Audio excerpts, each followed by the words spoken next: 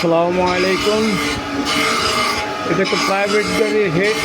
এটা কী গাড়ির এটা আমি নিজেও বলতে পারি না, কিন্তু হেডটা 4 সিলিন্ডারের, কিন্তু হেডটা অনেক বড়, অ্যালুমিনিয়াম বডি।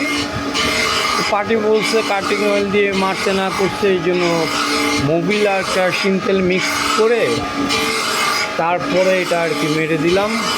তো মাঝখানে যে পয়েন্ট আছে, কিছু পয়েন্ট আছে, যে পয়েন্টগুলো এটা ডাউন থাকে, এটা ডাউন থাকে।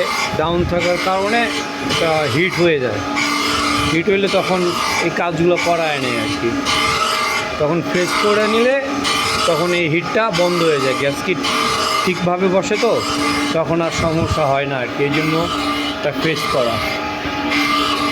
আসসালামু আলাইকুম।